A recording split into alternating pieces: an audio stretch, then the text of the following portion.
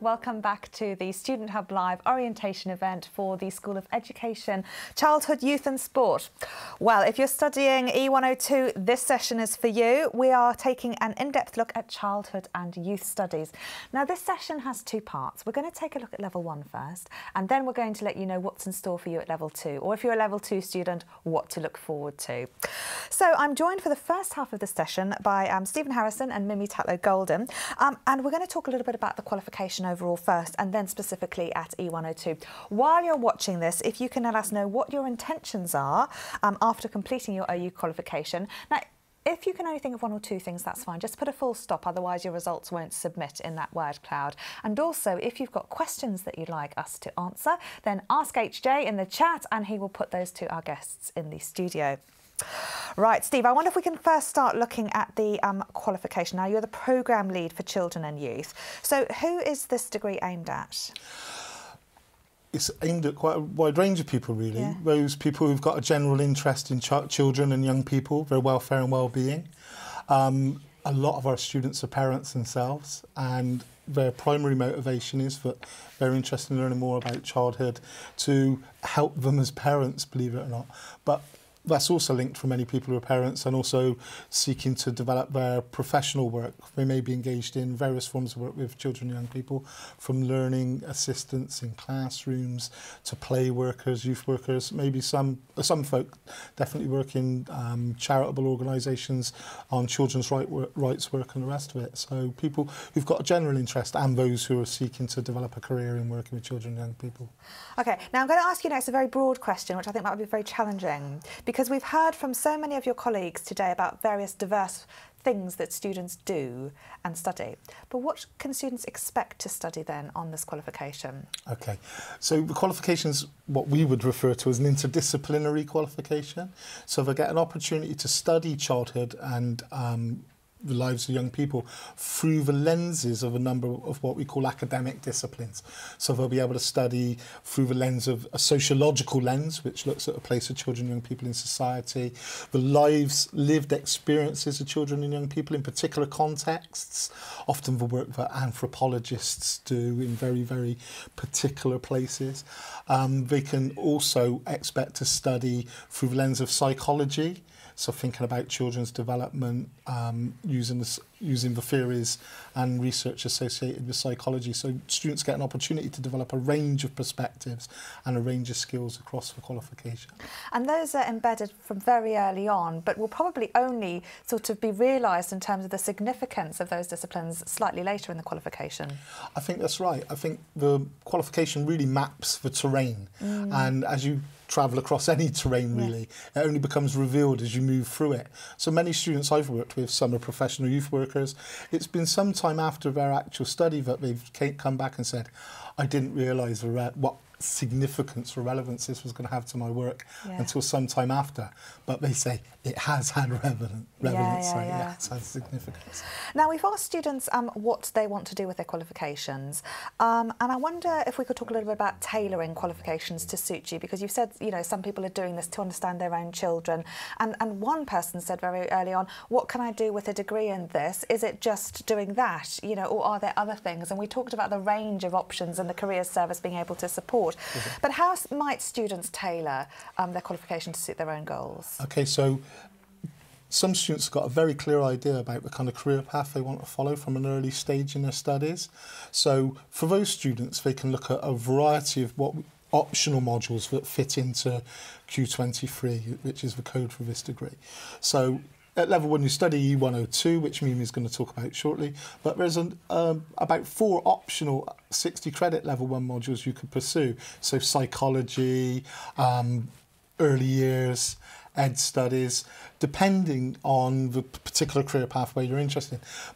For those that have got a general interest and are thinking about moving into a career, the Childhood and Youth Studies programme itself allows you to move across a range of subjects until such point as you kind of decide what you'd like to specialise in. And the degree in Childhood and Youth Studies itself acts as a brilliant platform for moving on into postgraduate professional qualification, such as teaching, social work, youth work.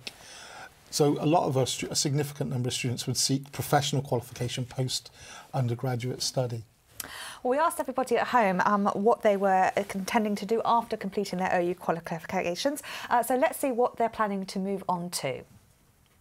We've got a big range here, from social worker, more, paid work in schools, paid work in colleges, learning support, civil service, open degree teacher, relaxation, sleep, yes, CPD, always developing, having fun. Some wonderful things there. Certainly a really diverse range of options, working in crisis, mental health. So some people have very specific areas, and some people have very specific places, I guess, that they're looking at. But teacher is one of the words, and teaching seems to be sort of really prominent, and further study also seems to be very important. Absolutely. I mean, teaching a significant, E102 is a very significant module for a university as it interacts with a number of different degree programmes. And one of the programmes it links into is the undergraduate education studies primary. So we do see a lot of teachers studying or want to be teachers studying the module, so, which is a great thing. Perfect. Now, Mimi, you are chair of E102. That's right. So for students who don't know, what does the chair do? The chair, well, I co-chair with Steve, and together we lead the team that are based at Milton Keynes in Walton Hall, and we work together closely with our colleagues around the country and elsewhere who are the associate lecturers who students will meet as they learn. So we view ourselves as a really wide team. E102 is a big module with over 4,000 students this year, so we're going to have close on, I think, 150 lecturers working with students across the way. So we need a whole team of people centrally to liaise with all those people and make sure that everybody knows what we need to be teaching you and how we can best support you as students to get you through your journey and all those little sticking points that can and do arrive, so that you can be well supported through. So you oversee the logistics in terms of that, but you also oversee all the module material and the assessment and things. Yeah. So I wonder if you can tell us what students can most look forward to doing on E102. Oh, okay. So I love 102, I really do, because it's a really interesting mix of child psychology and childhood studies. And it's quite unusual to have more than one discipline taught at university level together.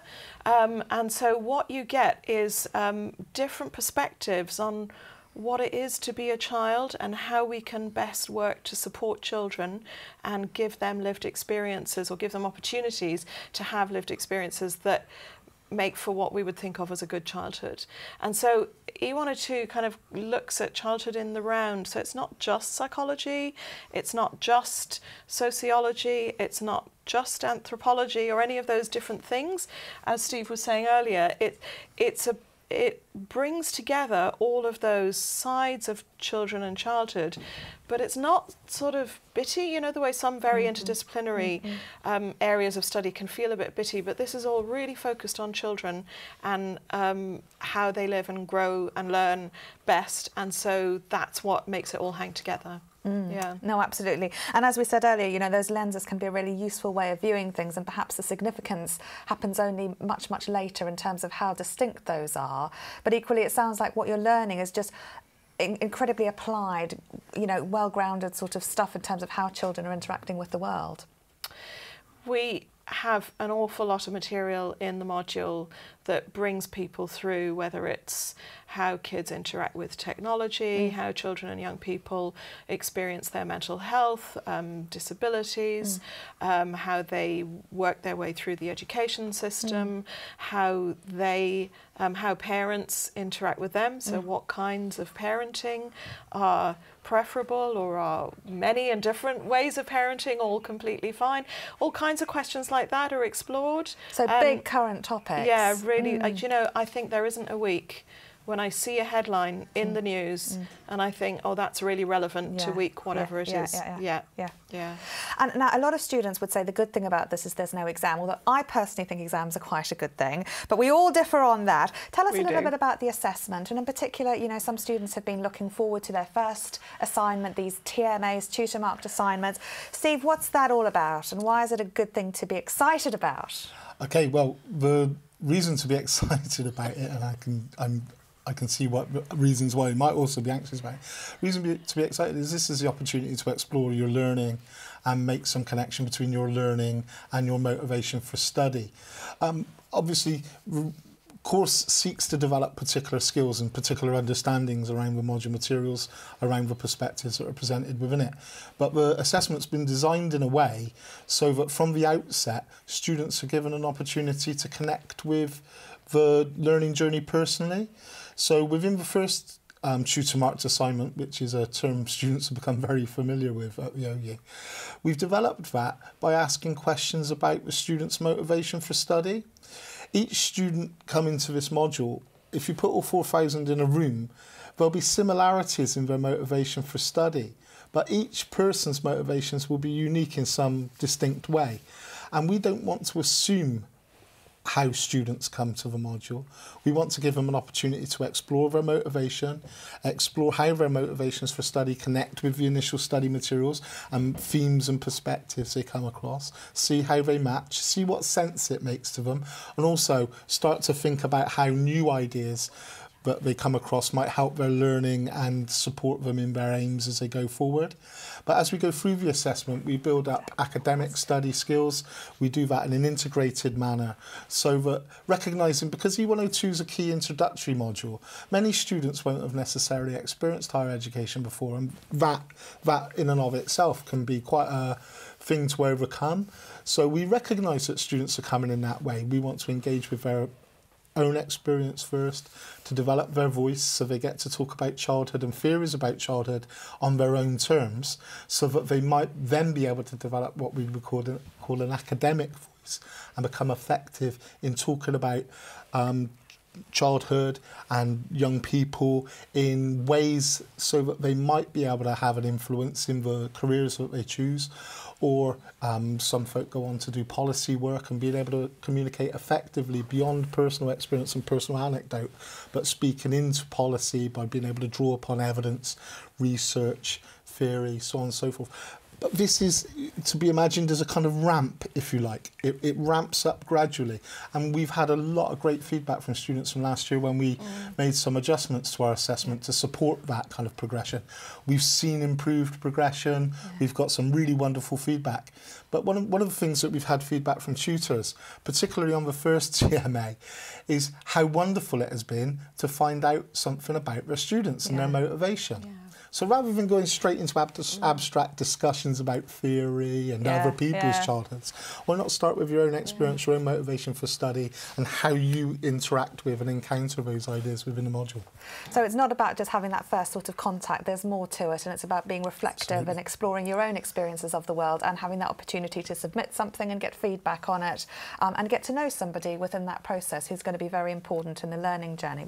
Yeah. So that's great, Steve. Mimi, could we just briefly touch on something you mentioned earlier, which was, you said, you know, people have definitions of good childhood and things, and I'm very mindful that, you know, children don't grow up in a vacuum, and that you are very much about different perspectives of the world, both through these lenses, but also anthropologically, I guess, in terms of these different contexts.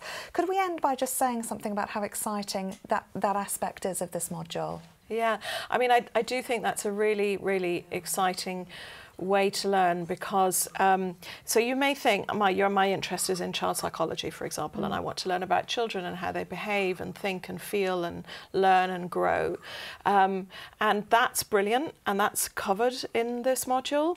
But in addition to that, if you want to really understand how children grow, you need to also understand the environments that surround them, because they don't grow up in that vacuum, right? So in order to understand how things affect what kinds of childhoods we have, you need to learn about the assumptions that we make that nobody ever talks about, you know, is it good to let children walk to school alone, for example? I mean, in some countries you do, in other countries that would be viewed as neglecting your child, you know, and so all of these different comparative ways, what attitudes do people have to education, and how is it done? What ways can we support children's mental health, or you know, in what ways do we frame these different ways of what is a childhood? Those are questions that are really important to answer, because otherwise you can never stand back and go, is this actually a good idea? And one of the biggest things that you're going to learn in your journey at university is to be able to look at an assumption that is there in front of you, whether it's in your lived life or you're reading about it in a book, and to say, I wonder, should it be this way? I wonder why it's this way. I wonder, could we make it any better? I wonder, do other people elsewhere in the world explain it in a different way? And is this the best way to go about it? And that's what having an interdisciplinary learning experience right at the start of your education at the OU is going to give you if you're looking at 102. And it's exciting because it changes the way you view everything. Like you're saying, reading newspapers, looking at the world, these different lenses offer different perspectives. So it's the start of a whole exciting journey. We hope so. Stephen, Mimi, thank you so much for that. We're going to change guests in the studio and we're going to move up a gear and take a look at what level 2 means for you as we look at 2 of the second year modules. But HJ, we've been doing a lot of talking. How is everyone at home? I know, everyone's so good and excited, and there's loads of people doing the E102 module, which is fantastic. Some of us are just doing it on our own, or we're doing it with other modules as well, like the early childhood module, which is exciting as well. So it'd be interesting to see how that links in. What's interesting, we talked earlier about people having different backgrounds. So some people are starting off being interested in education by being on the board of governors for a school or volunteering with the school. And someone's just joined us. Alan says he's in professional photography and he's starting E102 as well. So that's really interesting to see how that might link into it somehow. But Jane's really appreciative of the positive tone that is coming through the OU. So I'm really glad about that. A lot of us are quite nervous about starting, but I think once we get into it, then it's all fine. But what we didn't know about as well in the chat is that you can get one-to-one careers advice. So that's really good. That's been posted by Mary, one of our SST support team in the chat. So if you do think of something that you want to ask them, post it in the chat. Or if you forget later on, if you're on any OU page, just scroll to the bottom and you'll see the contact details and you can ask them there as well. Perfect. Well, thank you very much. I'm glad everyone's having a lovely time at home. And for those of you just joining us, if you have missed this earlier part of this session, or indeed you'd like to catch up on the other content that we've had earlier in the day, that will all be available shortly afterwards and also on the Student Hub Live YouTube channel. OK, the second part of the session, we're moving into level 2 and we have Naomi and Paul, and we're going to talk a little bit about the level 2 modules. Now, many of our students are doing E102 and we've spoken about how exciting that is, but it's also great to have an eye on the future and what students can look forward to, partly so that they know what's important at level 1, but also to keep going and keep motivating. So what is different at level 2 compared to level 1? Well, first of all, you know, I know plenty of people are maybe just starting level 1 and they're a bit feeling a little bit nervous, a little bit anxious. You can get to level 2, you know, you really can. And I think what Steve and Mimi I know have been saying about E102 is that's kind of an introduction to childhood studies and child psychology, and they've been talking a bit about how those different perspectives help you kind of understand childhood. So I guess what happens at level 2 is that you start to specialise, like you can go a little bit deeper into those things that you were interested in on E102. So Paul is the module team chair of E219, which is Psychology of Childhood and Youth, and you know that really goes deeper into the child psychology side, and I'm chair of E212, which is called Childhood, and that really talks about, you know, the childhood studies aspect of things. So it's a chance to sort of think more deeply, start learning more about the things that maybe, you know, you were introduced to at level 1. Perfect, yeah. So, like Naomi says, there is the subject specialisation, and then there's also a progression in terms of what we expect from students as well. So we're doing everything at level 2, we're doing at level 1, but we're stretching students slightly more. And what that means for our modules is that yes, we want students to be accurate with what state the facts as they are, but we're wanting to develop them as critical thinkers who are engaged with the world and take a critical stance to the kind of evidence that's presented in front of them. So what that might mean is that, say, does the structure of the argument make sense? Does the conclusion follow from the premises? So that's kind of structure, and then plugged into that structure is the content of their argument, and we want that to be properly sourced and from various pieces of evidence in a way that when you reach the conclusion you feel like it's a balance of the evidence reviewed. So there's a kind of specialisation, a building on of the skills that they've acquired in level 1. I should say none of this happens quickly, and all of this kind of critical thinking is a skill to be acquired like any other. So there's plenty of support and practice and signposting to OU resources, which are really good on this, like critical reading, note-taking, and so on. And we have a session tonight on critical thinking as well. So if you're interested in developing your skills in that, do join us tonight. And there's plenty of content on the YouTube channel also about critical thinking. And we'll be having some Student Hub Live writing workshops. So if that's something you'd like to focus on, see the website and you can find out more then. Talking of tonight, I must remember to plug my own induction event on E219. OK, so students can find out more about that. We'll put the link to that in the chat a little bit later on for you and on the resources page of the Student Hub Live website.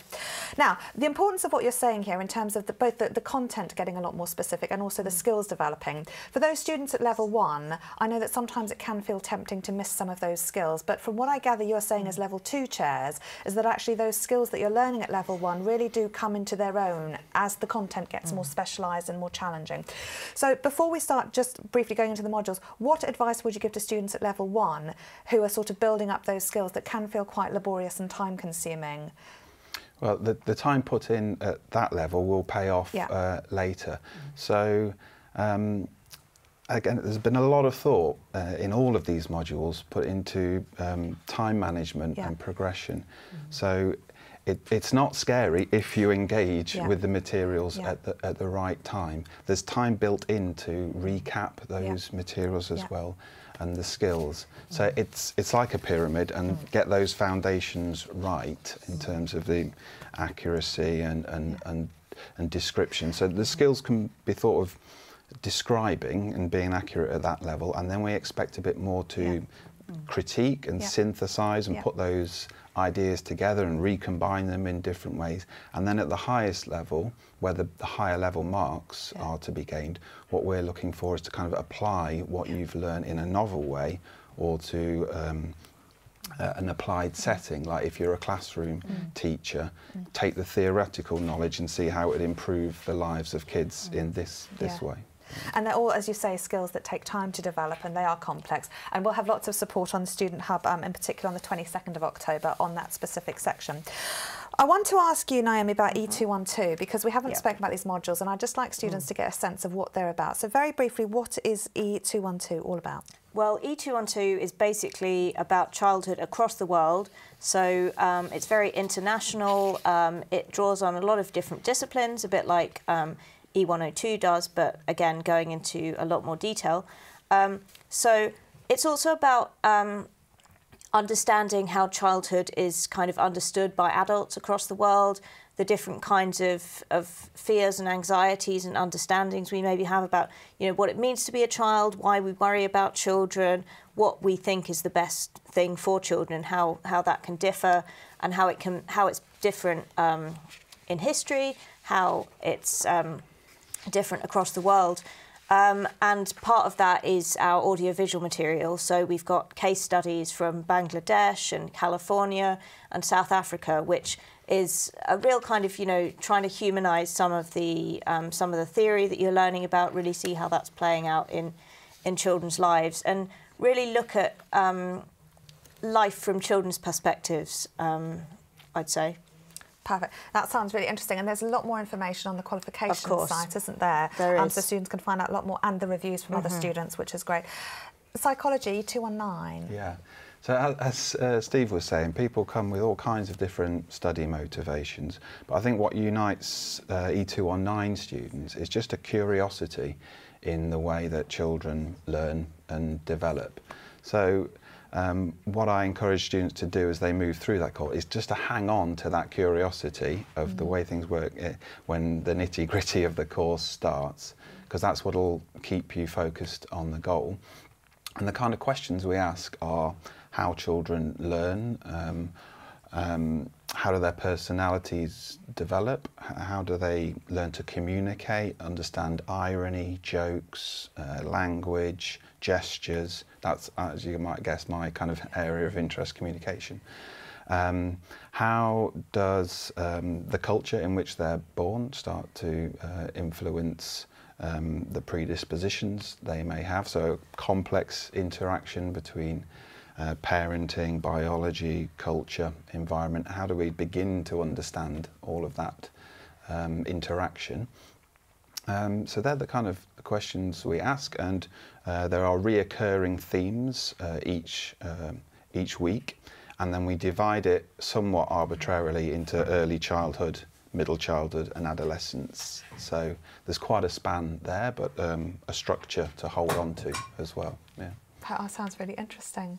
I don't know how, there's so much there that students are getting to grips with, both in terms of subject areas and content and skills, but that's a wonderful, very short description of the module, so thank you for that. That's all we've got time for in this particular session, but as I said, there's plenty more that you can find out on the subject website, so do check out the Childhood and Youth page, and also you can speak to your tutor as well if you're interested in more information, and of course the student support team can give you guidance about future modules as and when you feel it's right to take a look into those. So there's plenty of opportunities available to you as you progress through. Our next session is going to be our debate. So we've had lots of chat, but this is a full-on debate. And we're going to talk about the point of a university. So I'll be joined by 6 colleagues upstairs who are rearing to go. You can have your say at home as well. But while we go and get set up for that debate, I'm going to show you another short student video, this time from Trudy Anderson, and then we will be back with our debate. So I'll see you in 5 minutes for that session.